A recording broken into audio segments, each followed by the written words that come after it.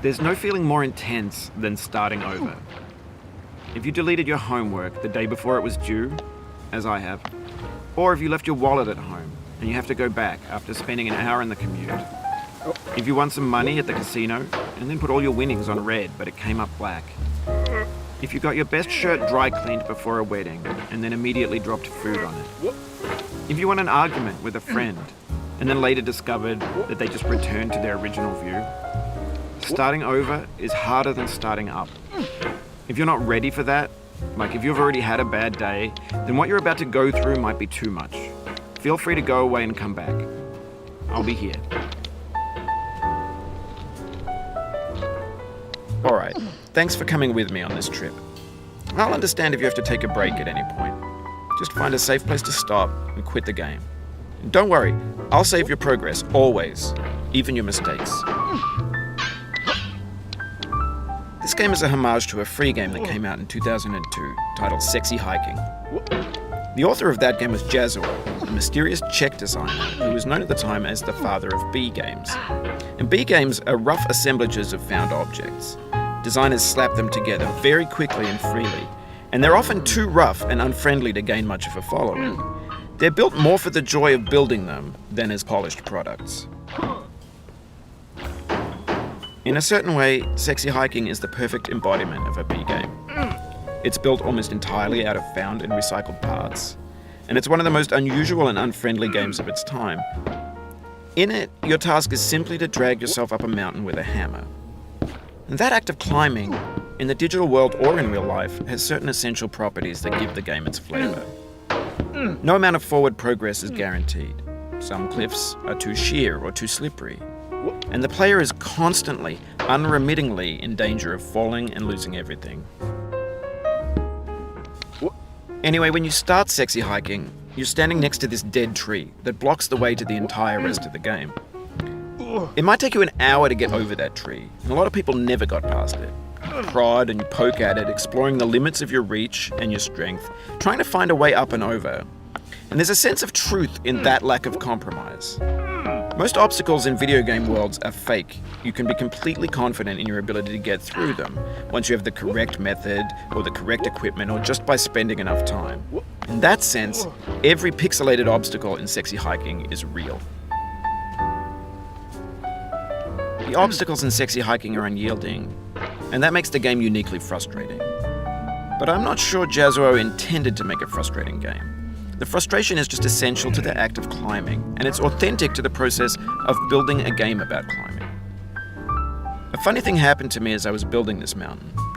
I'd have an idea for a new obstacle, and I'd build it, test it, and it would usually turn out to be unreasonably hard. But I couldn't bring myself to make it easier.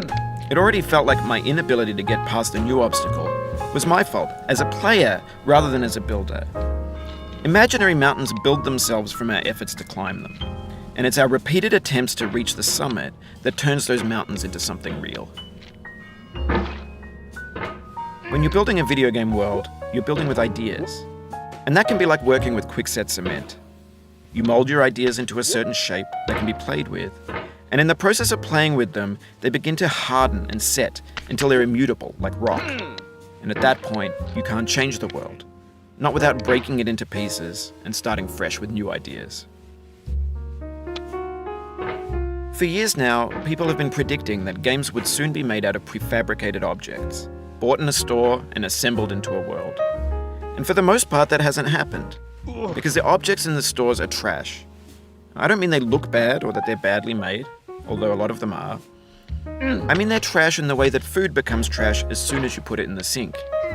Things are made to be consumed and used in a certain context, and once the moment is gone, they transform into garbage. In the context of technology, those moments pass by in seconds. Over time, we've poured more and more refuse into this vast digital landfill that we call the internet. It now vastly outnumbers and outweighs the things that are fresh and untainted and unused. When everything around us is cultural trash, trash becomes the new medium, the lingua franca of the digital age. And you can build culture out of trash, but only trash culture. B games, B movies, B music, B philosophy. Maybe this is what digital culture is. A monstrous mountain of trash, the ash heap of creativity's fountain. A landfill with everything we ever thought of in it.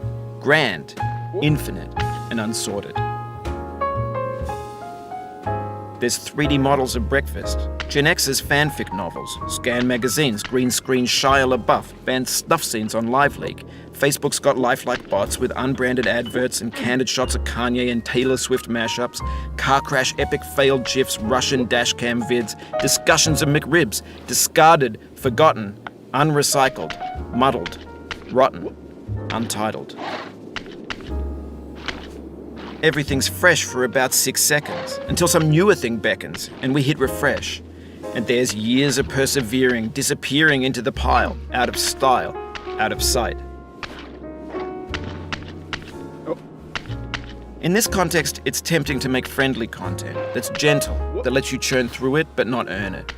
Why make something demanding if it just gets piled up in the landfill, filed in with the bland things? When games were new, they wanted a lot from you. Daunting you, taunting you, resetting and delaying you. Players played stoically. Now everyone's turned off by that. They want to burn through it quickly, a quick fix for the fickle, some tricks for the clicks of the feckless.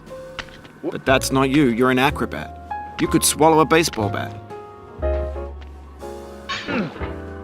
Now I know, most likely you're watching this on YouTube or Twitch, while some dude with 10 million views does it for you, like a baby bird being fed chewed up food.